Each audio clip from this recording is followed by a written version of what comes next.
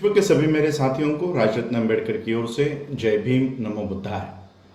आज 21 मई 2020 आज सुबह 10:15 पर the Buddhist society of India भारतीय बौद्ध महासभा के मुंबई प्रदेश के कार्याध्यक्ष चंद्रगुप्त कदम जी, इनका कोरोना के विषाणु के वजह से आज उनका निधन हुआ। तो सबसे पहले मैं मेरी ओर से the Buddhist society of India भारतीय बौद्ध महासभा की ओर से और डॉक्टर बाबा साहब अम्बेडकर जी के परिवार की ओर से मैं कदम सर की स्मृति में उन्हें अभिवादन करता हूँ। और ये वीडियो मैं इसलिए बनाना चाह रहा था कि चंद्रगुप्त कदम जी के निधन से मुंबई की जो भारत की आर्थिक राजधानी कही जाती है, उस मुंबई में किस तरह से लोगों के साथ व्यवहार हो रहा है। पिछले 2 हफ्तों से हम चंद्रगुप्त कदम जी के स्वास्थ्य को लेकर, ट्रीटमेंट को लेकर हम लोग कोशिशें कर रहे थे। जब चंद्रगुप्त कदम जी को ये सिम्टम्स जब पता चली, उन्हें सांस लेने में दिक्कत हो रही थी, तब वो उन्हीं के नजदीक में हिंदुजा हॉस्पिटल है, उस हिंदुजा हॉस्पिटल में गए और हिंदुजा हॉस्पिटल के डॉक्टरों ने, क्योंकि चंद्रगुप्त कदम जी और उनके पत्नी को कोविड के लक्षण दिखाई दे रहे हैं, सिम्टम्स दिखाई दे रहे हैं, इसलिए उनकी ट्रीटमेंट ही, उनका चेकअप ही करना उन्होंने मना कर दिया कि हम आपका चेकअप नहीं करेंगे। आप कोविड की टेस्ट कराकर लेकर आओ, रिपोर्ट अगर पॉजिटिव है, नेगेटिव है, तो ही देखकर हम आपकी ट्रीटमेंट करेंगे। तो बिना किसी ट्रीटमेंट के ये दोनों पति पत्नी फिर अपने घर गए। परेल में रहते हैं, मुंबई में, दादर में रहते हैं। इतने प्राइम लोकेशन में, मुंबई में, दादर में रह रहे ये हमारे लोग, ये घर गए और उसी तरह से वो अपना जीवन जी रहे थे, उसी बीमारी में, उसी सिम्टम्स को लिए हुए। और हमेशा 1 या 2 दिन में उनका मुझे फोन होता है या मेरा उनको फोन होता है। और जब मुझे ये पता चला कि चंद्रगुप्त कदम जी को हिंदुजा हॉस्पिटल के लोगों ने फिर से भेज दिया है, कोई ट्रीटमेंट नहीं की, तो हमारे ही एक जाने माने डॉक्टर है जो हमारे पदाधिकारी है और फॉरेंसिक डिपार्टमेंट में वो एक अच्छे सर्जन है। मैं उनका नाम उनके अनुमति के बिना मैं रिवील नहीं करना चाहता, बिना पूछे उनको बताना नहीं, लोगों को बताना नहीं चाहता।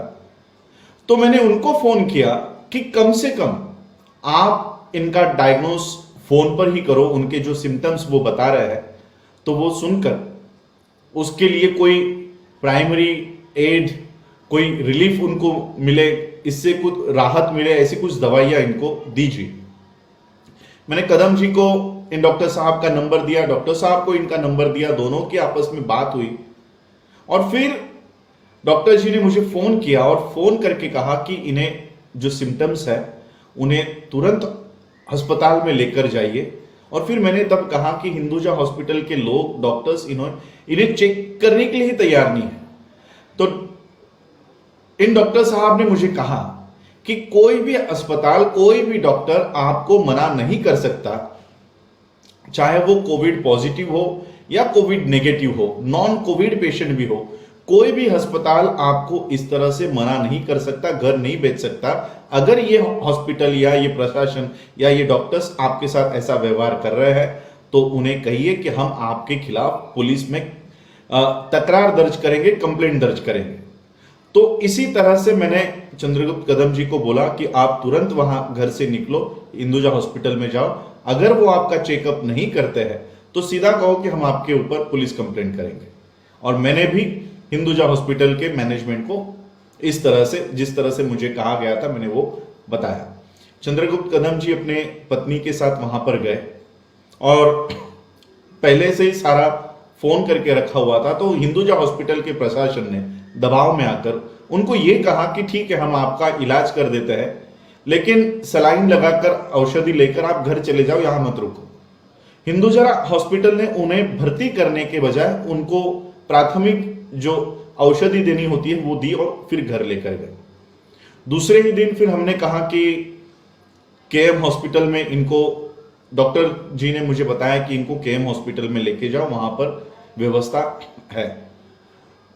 तो दोनों को, यानी पति और पत्नी को, एक ही अस्पताल में जगह नहीं थी तो अलग अलग अस्पतालों में दोनों को भर्ती कराया गया।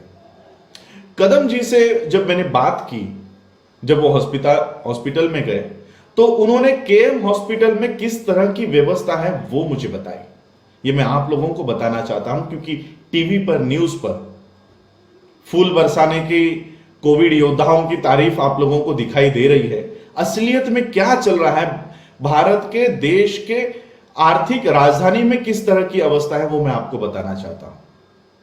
कदम जी ने मुझे कहा कि जिस वार्ड में उन्हें रखा गया है वहां पर सभी लोग कोविड पॉजिटिव है, सभी कोविड पॉजिटिव है। एक बेड पर 4-4, 5-5 लोगों को बिठाया गया है। एक जो सलाइन लगाने वाली जो डंडी होती है, जो रॉड होता है, उस पर कम से कम 25 से 30 सलाइन लटक रही है और आजू बाजू में बैठकर सभी लोग वहां पर अपना इलाज करा रहे हैं। और खुद चंद्रगुप्त कदम जी को व्हीलचेयर पर बैठकर, ना तो उनको बेड मुहैया कराई गई थी, व्हीलचेयर पर बैठकर उनकी ट्रीटमेंट चल रही है। हफ्ते 2 हफ्ते तक यही चलता रहा। धीरे धीरे उनका ऑक्सीजन लेवल, कोविड का जो प्रादुर्भाव उनके शरीर में होना था वो बढ़ते ही चला गया और फिर उनको वेंटिलेटर पर डालने की नौबत आ गई। 2 दिन पहले, कल तक मेरा उनसे जो फोन पे संभाषण था, वो एक ही बात कह रहे थे कि मुझे यहां से निकालो, मुझे केएम में अपना उपचार नहीं कराना है, मुझे किसी प्राइवेट अस्पताल में भर्ती करवाओ। मेरा उनके मैं दादर से कम 100-150 किलोमीटर दूरी के जगह पर फंसा हुआ हूं, यहां पर हूं। यहां से ना तो ट्रेन चलती है, ना तो मेरे पास गाड़ी है, तो मैं यहां से बाहर भी नहीं निकल सकता, ऐसी मेरी हालात है। तो मैंने उनके बेटे को कहा कि कोई भी, मुंबई में कोई भी अस्पताल हो, प्राइवेट अस्पताल हो, वहां पर कदम सर को वहां पर शिफ्ट कराओ।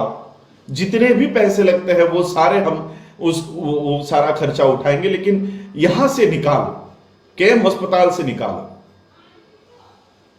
लेकिन उनके बेटे ने जवाब दिया कि पूरे बंबई में कोई भी प्राइवेट अस्पताल, ये एक भी बेड वहां पर खाली नहीं है। एक भी बेड जहां पर वेंटिलेटर की सुविधा हो, वो एक भी बेड यहां पर नहीं है।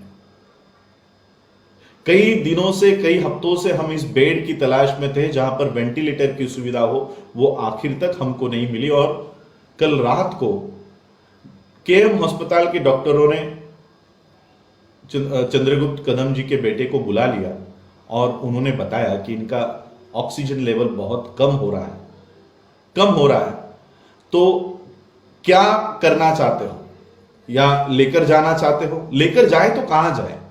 कोई अस्पताल लेने को तैयार नहीं है, तो केएम हॉस्पिटल के डॉक्टर हमको पूछ रहे कि लेकर जाना चाहते हो तो लेकर जाओ।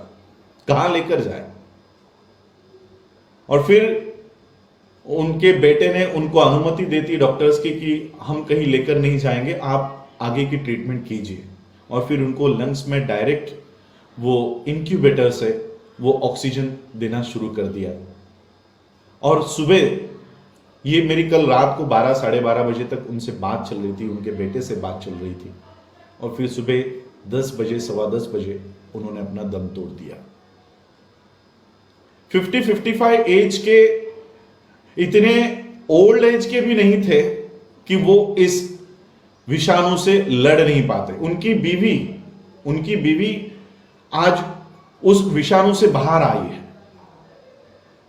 और चंद्रगुप्त कदम भी बाहर आ सकते थे, लेकिन जो प्राथमिक सुविधाएं हैं, वही सुविधा भारत के आर्थिक राजधानी के लोगों को भी नहीं मिल रही। एक तरफ हमने देखा कि इस महाराष्ट्र शासन में, महाराष्ट्र सरकार में मंत्री जितेंद्र आव्हाड, इनको जब कोरोना होता है तो पूरा शासन प्रशासन एक आदमी के ठीक होने के लिए, उसको उस बीमारी से मुक्त करने के लिए पूरा प्रशासन काम पे लग जाता है। और एक सामान्य आदमी को अगर इस कोविड की लागन हो जाती है, इसका प्रादुर्भाव हो जाता है, तो उसकी ट्रीटमेंट व्हीलचेयर पर बिठाकर होती है। और इसलिए मैं ये वीडियो आज आप लोगों को, मेरा हेतु ये है, मुझे किसी के ऊपर निंदा नहीं करनी, किसी के ऊपर टीका नहीं करनी, मैं आप लोगों को आगाह करना चाहता हूं। ये कोविड हमारी जान बाद में लेगा, ये गलत प्रशासन, ये मनुवादी सोच के लोग जो शासन प्रशासन में बैठे हैं, चाहे वो सरकार कांग्रेस की हो, चाहे वो सरकार बीजेपी की हो, अकालियों की हो या राष्ट्रवादी कांग्रेस की हो, ये जो मनुवादी सोच के लोग इसके ऊपर बैठे हुए हैं, ये इस देश के जनता को ये मरवाने के ऊपर तुले हुए हैं। और इसलिए इस देश का प्रधानमंत्री टीवी पर आकर कह के जाता है कि आत्मनिर्भर बनो। वो इसलिए कहता है क्योंकि उसको मालूम है हमारे हाथ में अगर आ गए तो हम तो तुमको जिंदा नहीं छोड़ेंगे। एक तरफ सुप्रीम कोर्ट के जज अमेरिका में गर्भवती महिला को भारत में लाने के लिए प्लेन भेजने के लिए कहती है, प्लेन भेजने का इस पूरा नियोजन करने को कहती है, वहीं पर 180 किलोमीटर हमारी माता एक नवजात शिशु को जन्म देकर पैदल चलकर, वो कॉर्ड जो होता है, वो कॉर्ड के साथ, वो नाल के साथ अपने बच्चे को लेकर 180 किलोमीटर पैदल चलकर अपने घर जा रही है। ये महिला सुप्रीम कोर्ट के जज को नहीं दिखती, लेकिन अमेरिका में पड़ी हुई उस महिला को भारत में लाने का इंतजाम करने के लिए यहां का प्रशासन, शासन प्रशासन, न्याय व्यवस्था काम पे लग रही है। और इसलिए मैं आपको कहना चाहता हूं, अपना ख्याल आपको खुद रखना होगा। हमने तो आज हमारा एक सबसे तगड़ा कार्यकर्ता हमने खो दिया है, एक सबसे होनहार कार्यकर्ता हमने खो दिया। आप भी बाबा साहब के विचारों के कार्यकर्ता है, और मैं नहीं चाहता कि बाबा साहब को मानने वाले लोगों के साथ ऐसा हो। हम पूरी तरह से घिर चुके हैं, हम पूरी तरह से घिर चुके हैं। सेक्शन 144 लागू है, अगर हम इसका उल्लंघन करते हैं तो हमको मारा जाता है, पीटा जाता है। लेकिन वहीं पर जब यह निर्णय लिया गया है, जब यह शासन निर्णय है कि कोई भी अस्पताल किसी भी तरह की भेदभाव, किसी भी तरह का भेदभाव, चाहे वो कोविड पॉजिटिव हो या नेगेटिव हो, कोविड हो या नॉन कोविड पेशेंट के साथ किसी भी तरह का भेदभाव नहीं किया जाएगा, और सभी लोगों को अपना इलाज करवाने के लिए उन अस्पतालों को ये बंधन उनको दिया हुआ है, उनको कंपलसरी है। एक तरफ हॉस्पिटल्स इस तरह से डिस्क्रिमिनेशन कर रहे हैं, इस तरह से भेदभाव कर रहे हैं, वो रूल्स का पालन नहीं कर रहे तो उनको कोई सजा नहीं होती। लेकिन हम अगर कोई रूल का पालन नहीं करते तो हमारे ऊपर हमारी गाड़ियां जब्त कर लेते हैं, हमारे ऊपर केसेस डाल रहे हैं, लोगों को पीटने का काम हो रहा है। इसलिए मैं आप लोगों को ये वीडियो बनाकर इसलिए आगाह करना चाहता हूं कि ये शासन प्रशासन न्याय व्यवस्था के ऊपर भरोसा मत रखो।